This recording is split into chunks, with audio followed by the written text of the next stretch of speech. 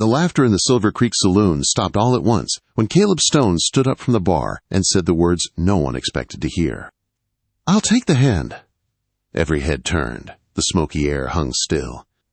And the trembling young woman standing beside the drifter looked at Caleb like she wasn't sure if he had just saved her life or made it worse. Men whispered that Caleb had finally lost his mind. Others shook their heads and said he'd just won the most worthless prize in the Montana Territory. But Caleb didn't care what they said. Something in the woman's eyes stopped him cold. She looked like someone waiting to see whether the world would show her mercy, or crush her one more time.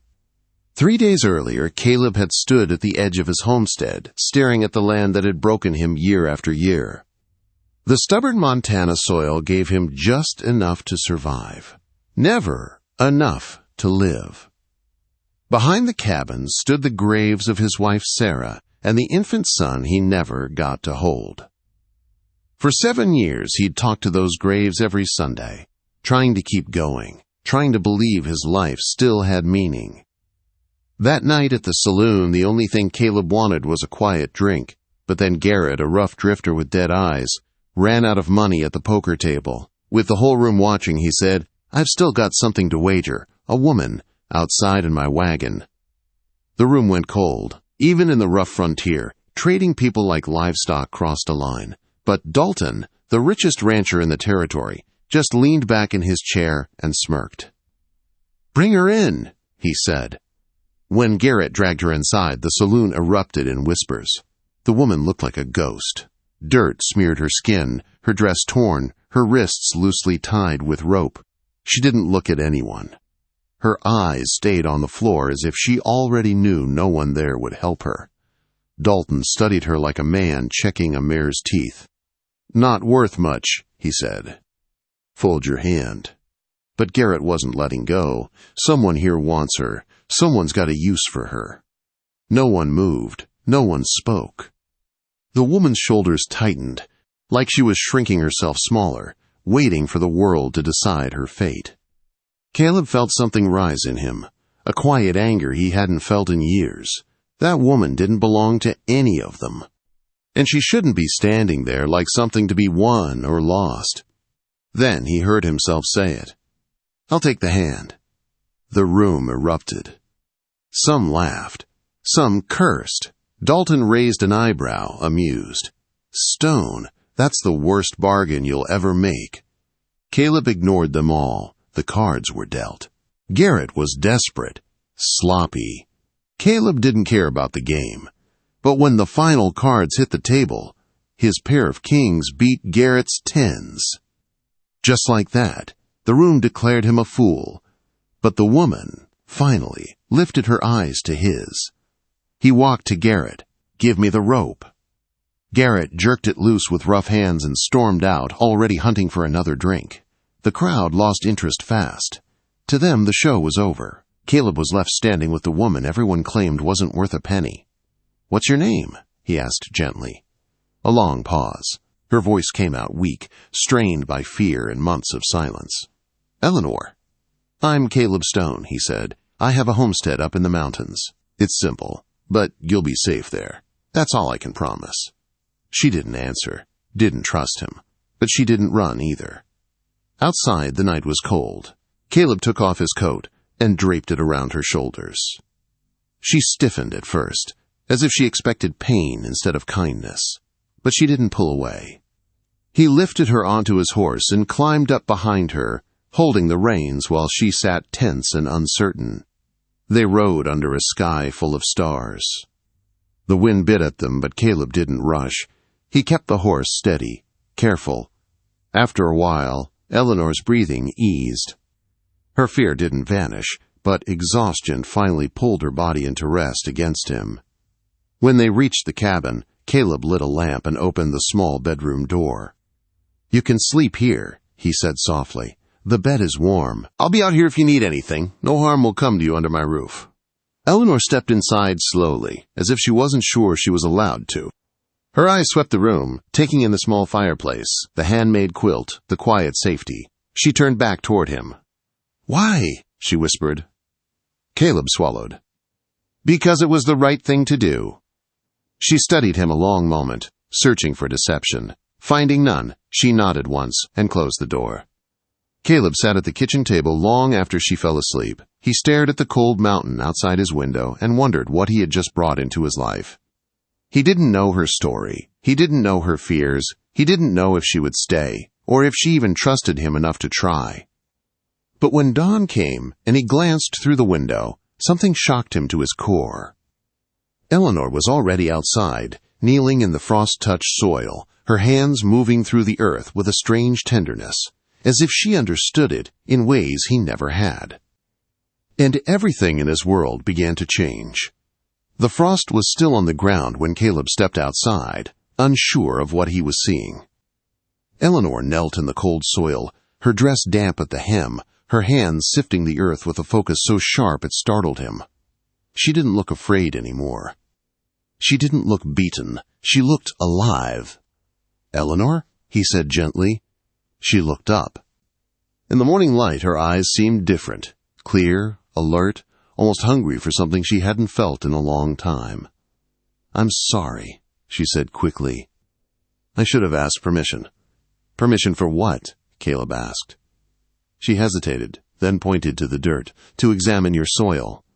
He blinked. Soil? Of all the things he expected her to say, that wasn't one of them. "What about the soil?" She spoke slowly at first, as if testing her voice, then, with a growing confidence, "It's too alkaline. That's why your crops struggle. But the clay content is good. And the mineral profile is better than it looks. You have potential here, Caleb. A lot of it. You're just planting the wrong things in the wrong way." Caleb stared at her.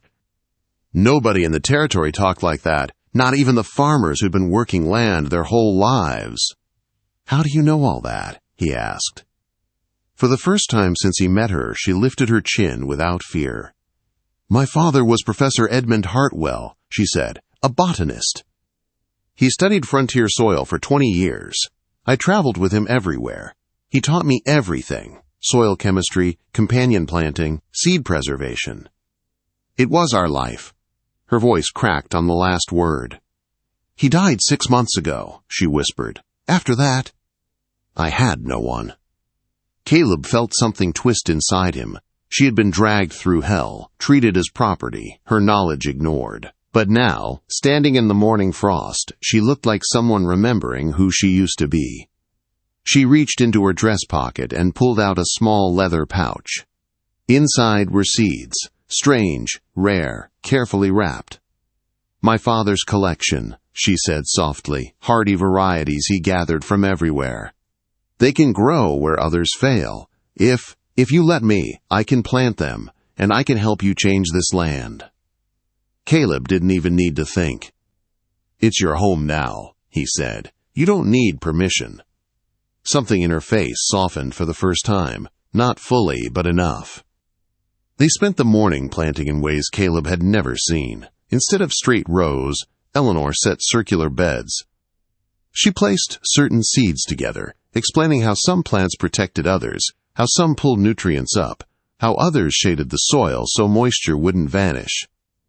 Caleb followed her instructions, not questioning, watching the quiet fire come back into her eyes as she worked. By midday, 3 large beds were planted, each one a careful pattern of life. "How long before anything grows?" he asked. "A week, if the weather holds," she said. "And by harvest, you won't recognize this place." For the first time in years, Caleb felt something he didn't dare feel before: hope. After noon, he saddled his horse and rode to town. Eleanor stayed behind, still working the soil like someone trying to breathe again after months underwater. Caleb needed to get her clothes, food, and proper supplies. And maybe he needed time to understand the strange blessing that had walked into his life. When he stepped into the general store, Mrs. Henderson behind the counter nearly dropped her spectacles. "Caleb Stone," she said. "Is it true? You want a woman in a card game?" Caleb felt heat rise to his face. "I helped someone who needed help," he said firmly. Mrs. Henderson studied him a long moment, then softened. "You're a good man, But folks are talking. If that girl needs women things, clothes, help, you send her to me. No woman should be alone up there." Caleb nodded gratefully.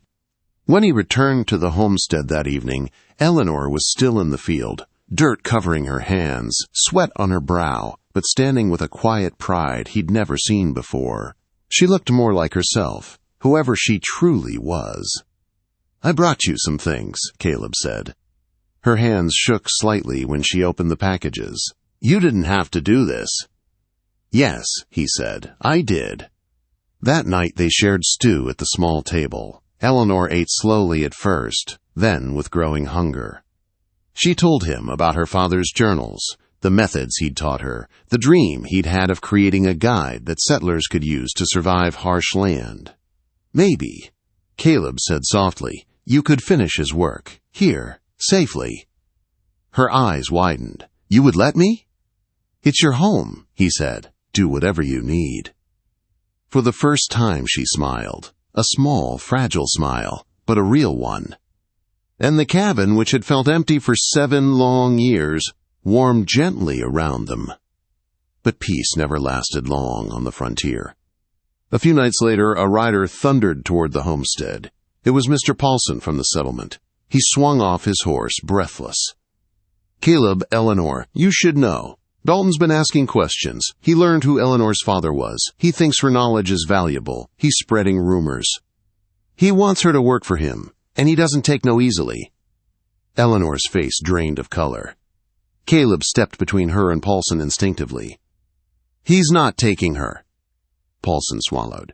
"He's got influence. He's talking to officials. You two need to be careful." After he rode away, Eleanor sat trembling at the table. "He won't stop," she whispered. "Men like Dalton never stop." Caleb knelt beside her chair. "You're safe here," he said. "I'll protect you, whatever it takes." But even as he said the words, he felt the truth settle heavy in his chest. A storm was coming. A powerful man wanted what Eleanor knew, and he would not give up without a fight.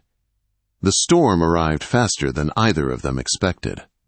2 weeks later, while Caleb and Eleanor were selling produce in the settlement, the entire town went silent. A wagon rolled in carrying Territorial Judge Blackwood. And beside him, wearing fine clothes and a smile that hid a knife, sat Thomas Dalton. People stepped back as the judge entered the meeting hall. Caleb and Eleanor followed with pounding hearts. The air felt tight enough to choke on. "Mr. and Mrs. Stone," the judge said, "a legal matter has been brought concerning your marriage and Mrs. Stone's status." Caleb stood straight. "Our marriage is legal. We have nothing to answer for." Dalton rose with papers in hand. "Your Honor, I present documented proof that the woman known as Eleanor Stone was sold to me 2 weeks before the poker game in which Caleb Stone acquired her. Garrett stole what was already mine." Gasps filled the room. Eleanor shook her head, her voice shaking. "That never happened." "He forged those papers." Dalton shrugged. "I have notarized signatures and witnesses." The judge studied the documents with a troubled look. "These appear legitimate." Eleanor's knees weakened. Caleb caught her before she fell. "She's my wife," Caleb said. "You can't take her." Dalton's voice dripped with false sympathy. "Protective custody, that's all I'm requesting. Until a full hearing in the Capitol." Eleanor's fear snapped into fury. "Protective custody means you take me, force me to work for you. You're trying to turn me into property again." Mrs. Henderson stood up suddenly. "Judge, this is wrong. Eleanor Stone is no man's property. She belongs to this community." One by one, people rose. Mr. Polson, the schoolteacher's wife, farmers Eleanor had helped. Their voices filled the room, but the judge still shook his head. "A hearing in 30 days, he said. "Until then, the situation remains under review." Dalton smiled because he knew the next 30 days were his battlefield. And he played dirty. At home that night, Eleanor trembled in Caleb's arms. "He'll take me," she whispered. "He'll find a way." "No," Caleb said. "I'll die before I let that happen." She looked up at him, tears shining. "Then we have to fight. We need proof. Real proof." Caleb nodded, jaw tight. "I'll find it." That next morning, he rode down the mountain, determined to uncover Dalton's lies. For days, he questioned people, searched for cracks in Dalton's story. Then he made a dangerous decision. He snuck onto Dalton's ranch property at night. Inside Dalton's office, by thin moonlight, he found ledgers, forged drafts, notes detailing how Dalton pressured families into giving up their land. He photographed everything with a small camera a neighbor had lent him. But just as he reached the window to escape, Dalton's hired men burst inside. Caleb fought like a cornered wolf. He took 2 down, but the third slammed a club across his ribs. Pain ripped through him. He crashed through the window, rolled, mounted his horse, and fled into the dark with bullets singing past his head. He reached the homestead at dawn, bloody and barely conscious. Eleanor ran to him screaming his name, her hands shaking as she pulled him inside. "Caleb, what did you do?" she cried. "I got proof," he gasped. Real proof. That afternoon, 6 armed men, Dalton's men, took positions on the distant ridge, watching the homestead like wolves circling prey. But they weren't the only ones coming. By sunset, Mrs. Henderson arrived with a wagon full of women. Behind her came Mr. Polson and a line of farmers with rifles. By nightfall, the homestead was surrounded, but not by Dalton's men. By friends. By people Eleanor had helped. "We're not letting Dalton take either of you," Mrs. Henderson said.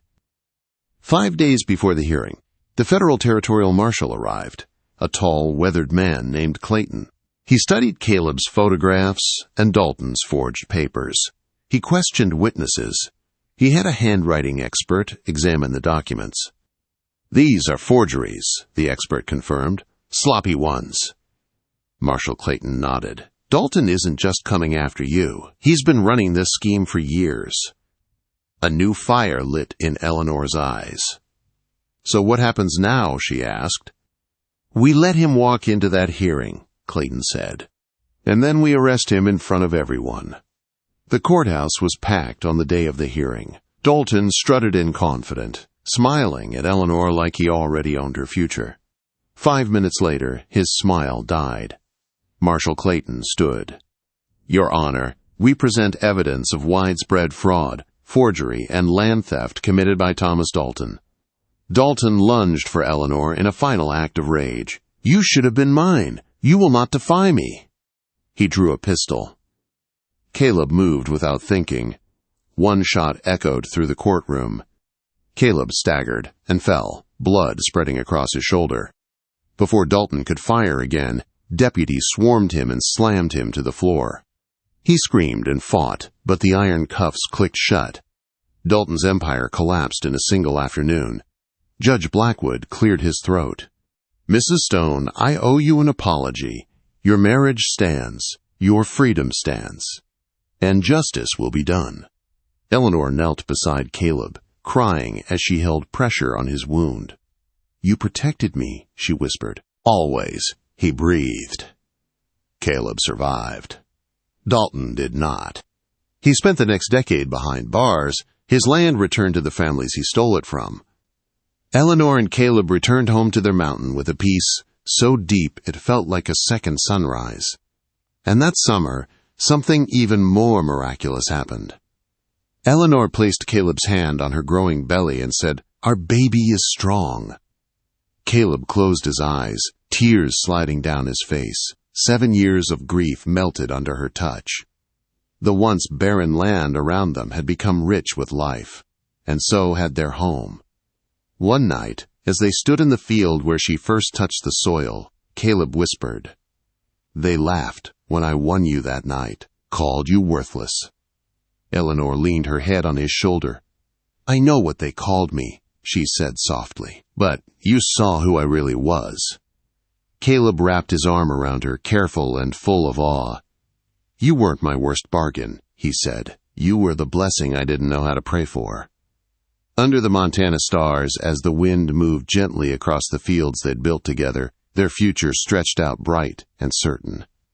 A new life was growing. A new legacy had begun.